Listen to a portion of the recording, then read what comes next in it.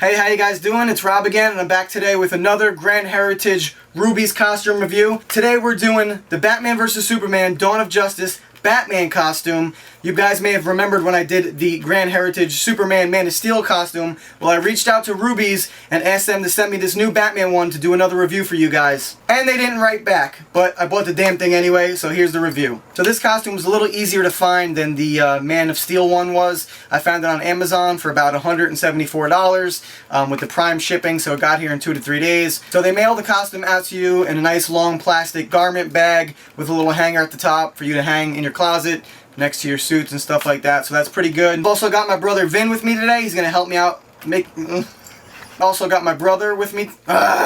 Also got my brother Vin with me today. He's gonna help me make this video, and he's gonna try on the costume for you guys. So the costume came in 2 different sizes. There was a standard size and an XL. I ordered the standard size, so we're gonna take a look at that now. Okay, so first we see the outer packaging of it.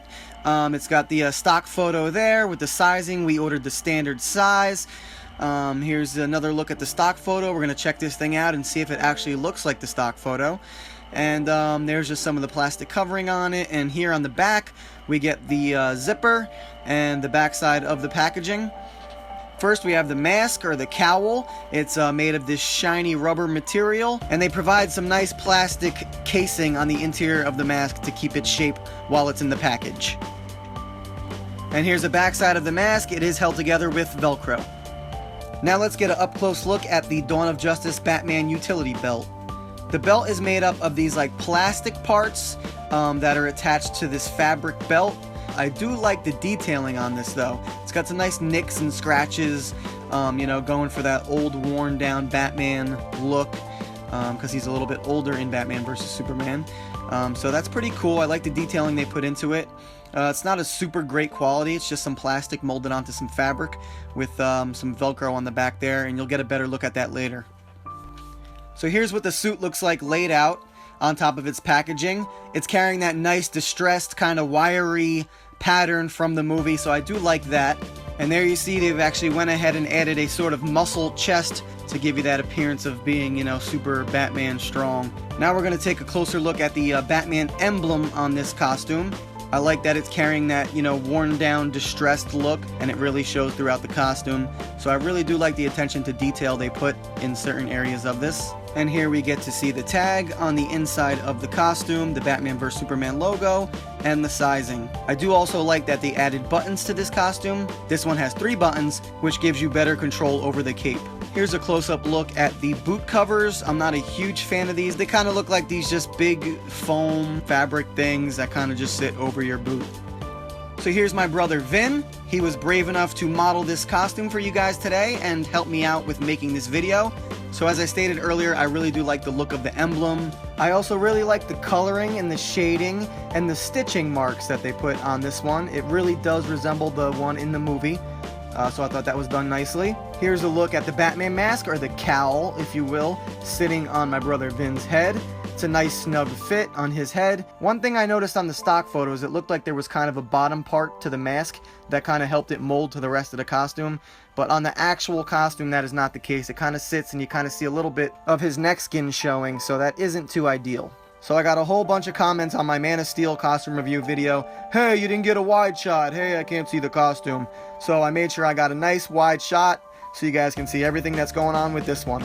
So on to Batman's famous utility belt. I will say the belt itself isn't the greatest quality. It's kind of like, they almost feel like plastic kids' toys. But I will say once molded onto the costume, it looks pretty good, and it's probably one of my favorite parts of the costume. One of the things that isn't so great about this costume in general is the fit. The overall jumpsuit itself is a little big. I mean, he's not a big guy, my brother. He's probably around 5'7", 5'8", and this is the standard size, and it's still pretty big on him. I ran into that trouble myself with my Superman costume, and I see it's kind of the same fit here. Another thing I really like about the costume is the cape. I think it's a great quality cape. I think it's just the right size. Flows nicely right down to about, you know, a foot off the ground, and this is one part of the costume that I think they nailed pretty well. So as I mentioned briefly earlier, the boot coverings weren't all that impressive to me. They're just these kind of big pieces of foam that you stick into your boot. Although from this angle right here, they don't look too bad. Another issue for me was the arm gauntlets. I mean, they looked pretty cool. They're just, again, made with the thick rubber, and they're just a little bit too big. This is something that you might want to consider making your own gauntlets, or maybe if you're a little bigger, they might fit you a little better. Also, the back of the utility belt is held on by Velcro, and you can see how gigantic this belt is. We had to throw a safety pin on there to get it tight enough to stay around his waist. So overall, I mean, the costume looks pretty good. It's definitely a lot better quality than your standard average Halloween costume that, you know, you'd buy right off the rack. And but it's definitely not, you know, worthy of looking like something that just stepped out of the screen from the movie itself. So it's kind of in the middle there. And here's my brother Vin getting a little excited, pretending he's Batman, because let's be honest, who the hell does not want to be Batman? So there were a lot of things I liked about the costume. There were some things I didn't really like. Some of it felt cheap and some of it fit kind of weird, but overall it was a pretty good quality costume, and I think you guys might like it. Pick it up, let me know what you think. Give me your thoughts down in the comments below, and make sure you guys subscribe. Thanks so much for watching. See you later. Little butt sweat happening? It's dripping down the crack of my ass. It'll happen. I've also got my brother Vin helping me out with the video today. He's here. He's going to try on the costume and help me